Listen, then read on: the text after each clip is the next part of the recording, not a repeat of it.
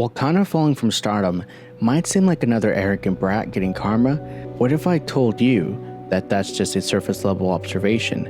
And the truth is, most child prodigies are never expected to make it.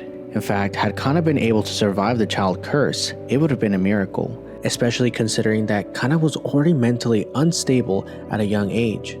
Today, I want to uncover what 3 things usually break child stars like Kana, by looking into real-life cases in the industry, with some of these victims being icons from our own childhood.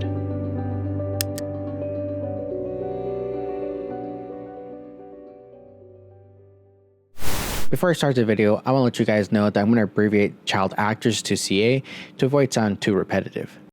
The claim that I made about child Kana being mentally unstable probably caught you off guard, and trust me, you're not alone. Upon doing some research onto what CAs have to endure psychologically, it made me immediately want to rewatch Oshinoko to see if I could spot any signs of mental distress in Kana. And I was shocked to find that you don't have to look far into the show to see the signs. In fact, the evidence can be found as early as episode 1, during our first encounter with a child actress. The first sign is aggressive competitiveness. While being competitive in the acting industry is to be expected, there's something off about a kid who's barely lived a couple years to be sizing someone up they just barely met. That type of thinking is abnormal for a kid her age. The second sign is lack of positivity. Let's be honest, when we first meet Kana, there is nothing positive about her attitude. She's rude, blunt, and pretentious. Though I'm sure her ego plays a huge part in it, we're still talking about a kid here. Her excessive negativity is too mature and creepily too aware. The third and last sign is one that I don't know if you guys caught, but I'm sure all of you found this really weird when you guys first saw the episode. Despite Kana being a confident professional with plenty of set experience, after getting outshined by Aqua in a single scene, she completely broke down into tears. This came to a surprise at everyone at the shoot, as it truly did feel like it came out of nowhere. This sudden overreaction just felt off, and she broke down as if that single scene could cost her career. That's crazy, right? Well, what if I told you that that's not so far-fetched? And how old are you, Selena? I am 11 years old. Or 9.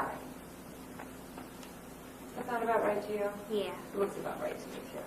You might believe that fighting for the spotlight ends after auditions. However, that's just wishful thinking. According to Alison Stone, a former Disney child star, she explains that the film industry views competitions amongst child actors by creating a ranking system among them and making it known to them that their spots are always for grabs. Think, for instance, Victorious. The lead actor Tori, despite her being the main character of the show, she was actually written out for most of it in the later seasons, and this was due to huge scandals going on in the background, which I won't dive into this video since that's a different other topic, but I only bring her up to emphasize that no one's position in this industry is safe, no matter if you're the lead actor. But there's something that worries actors more than their present career, and that's their future. You see, CAs are desperately trying to stand out and escape one thing, and that is the child actor's curse. The child actor's curse is when a young actor snags 1 or 2 famous roles in their youth, only to be unsuccessful in their adult career. This unprosperous transition is a common occurrence with CA's careers. Take, for example, Macaulay Culkin, Amanda Bynes, and Rhonda Cosgrove. But why does this happen? Well, the curse affects young actors for various different reasons, but the main reason is typecasting. Typecasting is when actors take iconic roles for a hit series or movie, and then are permanently viewed for that character or character trope. Actors who are likely to get afflicted by typecasting are usually in comedy, and even more so in children's TV shows. Think of Tyler James, Devin Werkheiser, and Brenda Song. But why are productions not giving these established actors a chance? My hypothesis is, many directors feel like they'll break the immersion of any new roles they try to portray. I mean, why risking having this guy try to convincingly portray a stoic character to audiences when you could just hire a new actor who can accomplish the same thing with less risk? A CA's need to stand above the rest is always on their mind. They need to keep this hardened mindset to keep their current position in the industry and the future as well, which explains why Kana was immediately sizing up Ai and Aqua on their first encounter. She's been conditioned to stay competitive, and I'm sure her being the #1 actress in Japan at the time added significantly more pressure. I believe that this toxic competitive environment took a heavy toll on Kana in her younger years. The 3 signs of distress we talked about previously tells us as much. To solidify this claim even further, child expert studies have shown that whenever a young child is centered around frequently stressful situations, they're likely to develop long-term depression, anxiety, and mood swings. All things that present Kana is suffering from. But you're probably asking, why doesn't anyone do anything about it, like their parents, staff, or agents? Well, the answer to this question is disheartening, and not one I expected. What are you here for?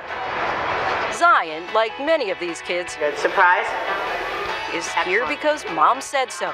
You can see it in their eyes. I'm just so proud of them, whether they made it or not. I find that child stars are the most susceptible to being used. However, their biggest abuser isn't some power-hungry producer, creepy stalker, or gold digger, but rather their own flesh and blood. You see, more often than not, parents of child actors tend to be the biggest exploiters in this industry. Since parents have unlimited access to the children and are legally allowed to make any decisions for them, they eventually become corrupted with this type of power and authority, and then they start to view their kid as more of an investment than actual family. An example of this is Culkin, one of the most beloved child stars. On the production of Home Alone, he didn't want to film anymore and he wanted a break. His father, instead of comforting him, decided to lock up him in his room and have him sleep with no bed for a night. He did this in a way to punish him and hopefully discipline him until he agreed to continue filming, which after having to experience this, he gave in and decided to keep filming. His parents in that situation were more worried about his career and the money than their own boy. In interviews much later, he describes that he never had any bonding with his father, as his father never really cared for him. His dad only quit his day job to manage his career, rather than to be there for his son to protect him. This type of parental abuse is something Oshinoko perfectly portrayed through Kana's mother. I'm not going to dive too deep into spoilers, but Kana's mother manipulated her daughter for personal gain. Some real-life examples of this same exact situation are the mothers of the Sprouses twins, Jeanette McCurdy, and Ariel Winter. These real-life mothers pushed their kids hard into acting for selfish reasons. They sacrificed their kids' well-being for financial gain. Now, I can't say that this next statement is true, this is just my personal speculation, but I find it odd that there's a large amount of horrible parents in the film industry. And I theorize that this pattern is not a coincidence. I think that sometimes some agents and productions purposely seek out self-interested parents for their productions, since those parents are likely to turn a blind eye to any abuse that happens on set. But regardless of all that, aren't there child labor laws to prevent these kind of things? Well, upon doing some research, there's hardly any laws protecting child actors in America. However, even if there are, productions and agents always bypass them with two easy ways. The first way is to simply film in states that don't have any of those laws, and there are plenty of those. The second way is to simply ignore these laws and threaten to blacklist any members on set who would dare to even call them out, which is quite efficient, as who would even dare to go up against a director in production? With the staff being completely under the control of productions, CAs could be easily taken advantage of in front of staff or behind closed doors. They do this by overworking them, controlling their life, or even worse, forcing them into things that they don't want to do.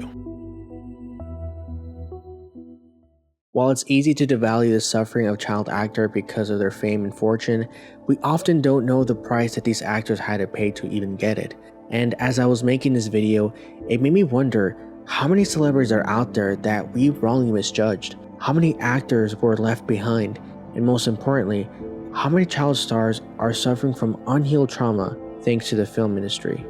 The answer to these questions are something that we may never know, but with all these new cases coming to light, I have to ask, will we see any new reformation being done to protect child actors, or will the film industry continue to hold its unchecked powers forever?